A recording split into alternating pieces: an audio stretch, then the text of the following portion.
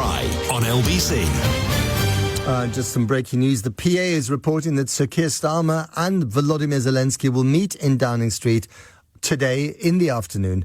This is according to a statement from Number 10, and after the Ukrainian president and his plane landed at Stansted Airport about an hour ago. That's ahead of tomorrow's big summit here in London, which will invite, I think it's 17 different leaders from European countries, but also the Turks will be there. The Baltic states have not been invited. They're very, very upset about it, which is quite interesting. Anyway, let's go to Simon Marks in Washington. Good morning, Simon.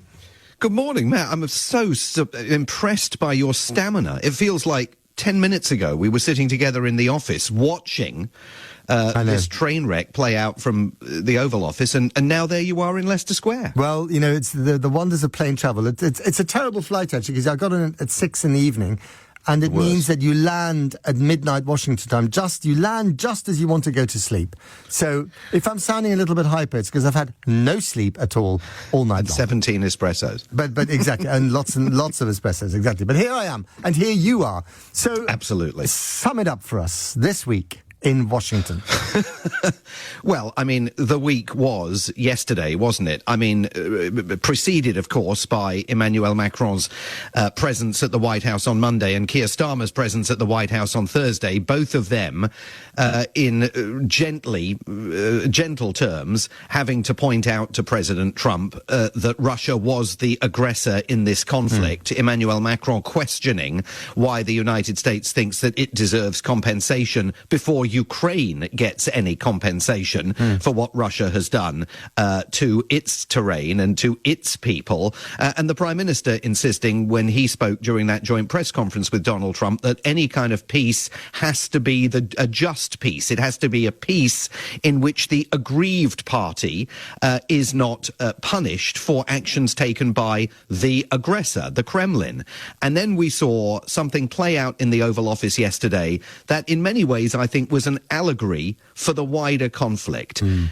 You've got Volodymyr Zelensky sitting there, the leader of a country that was invaded by Russia, that has been accused just within the last few days by Donald Trump of starting a war that it did not begin, on the receiving end of an absolute premeditated drubbing, a mugging. Do you think it was premeditated? Absolutely. Yeah. Well, I think certainly J.D. Vance knew exactly what he was going to do given the opportunity. Because normally vice presidents are supposed to be like pot plants. They sit there, they can be adorning, but they're not supposed to really intervene, and certainly not in such a way.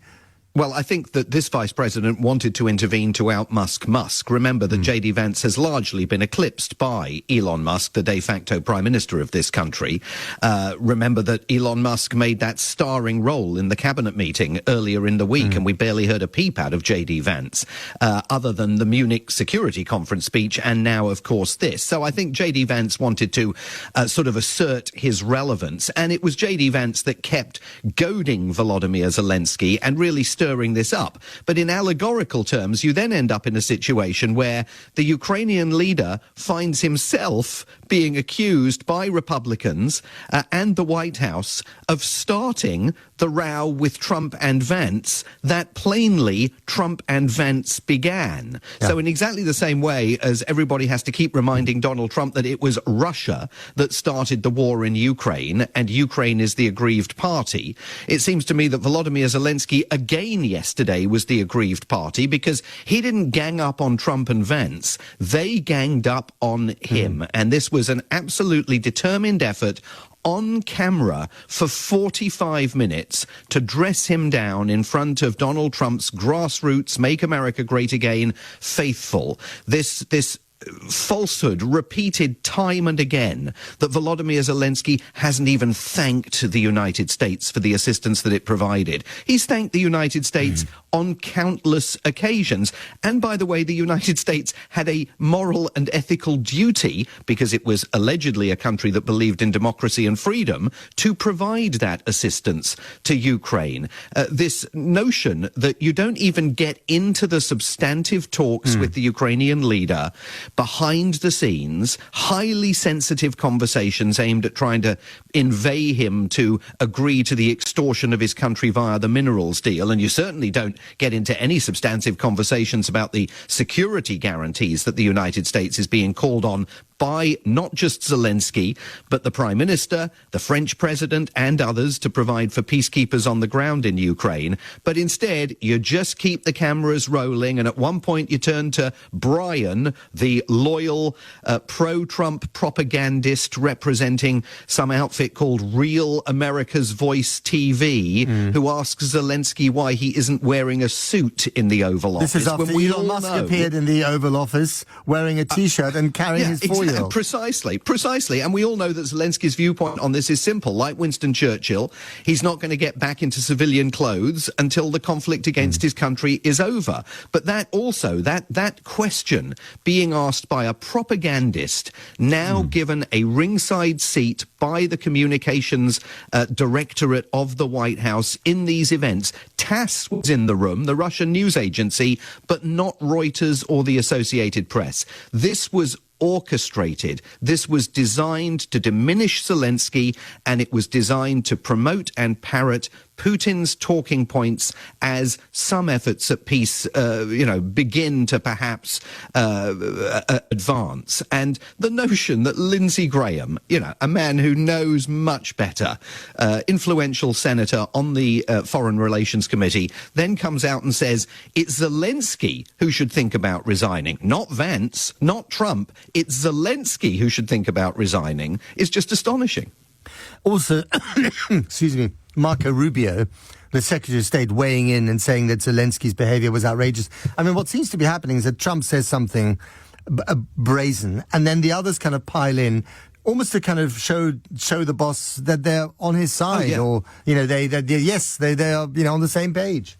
Yeah, absolutely. I mean, there were moments, there's some still photographs from inside the room that show Marco Rubio looking physically ill as he sits alongside J.D. Vance. And then there are other moments where Rubio decides to get in and join the shivving of Zelensky because, you have to show Trump that you've got the stones to do it. I mean, this is how authoritarian leaders work. And I think it places the Prime Minister in an absolutely invidious position now. I mean, his cadences of talking about the special relationship between the US and the UK were still echoing through the West Wing, even as Zelensky walked through the doors of the White House. And this meeting tomorrow and the meeting today with Zelensky becomes unbelievably high stakes because it's the first meeting between a European leader and the Ukrainian leader since it became apparent that the transatlantic alliance, as we have known it throughout our lives and as the West has known it for the last 80 years, is now shattered and destroyed by an American president who has no interest in maintaining it.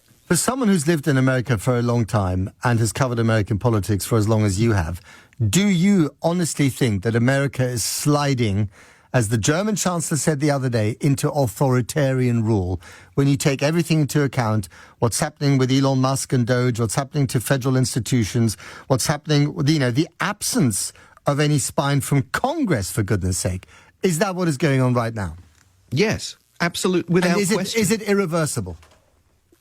With every passing day, it becomes less reversible. It took 60 years to create and build the U.S. Agency for International Development and 48 hours to bring it to its knees. And we are seeing this in government agency after government agency. Last night, the New York Times reporting that journalists at the Voice of America are now being investigated over their suspected lack of sympathy and support for Donald Trump. The changing nature of the White House. That's North Korean stuff, isn't it? It's totally North Korean. So was the cabinet meeting. What was more North Korean than a cabinet meeting in which a reporter accurately asks a question about the level of resistance Elon Musk is facing, and he is facing some resistance from cabinet members towards his attempt to decide how many people should work in their departments and what programs should be cut. And before Musk is given an opportunity to answer, Trump says, well, let's ask the members of the cabinet. Anybody in here got a problem with Elon Musk? And there's all of this sort of nervous laughter around the table, and not a single person raises their voice. And of course, Donald Trump says, there you go. I think we're all agreed Elon's doing a marvelous job. And literally North Korean applause for the leader breaks out in the cabinet room. It's not something that ultimately is going to be reversible unless the opponents of Donald Trump find a coordinating figure, someone to rally around who is putting their head above the parapet. And the Democrats have disappeared from view, absolutely, completely disappeared from view, and opposition to all of this. There was an economic boycott yesterday that some protest groups were launching of Elon Musk's businesses, Jeff Bezos's businesses, and all the others that are on their knees to Trump. You wouldn't know anything about that if you picked up a copy of the New York Times today. The press here has also largely collapsed. It's extraordinary. I mean, the judges are still doing their thing, and of course, Democrats quietly hope that the voters will do their thing in 2 years' time when we have midterm elections. If we have midterm elections. Anyway, I'm going to leave it there. Simon Marks, as ever, a great pleasure and a wonderful talk to you down the line. And even greater to see you in Washington just 24 hours ago.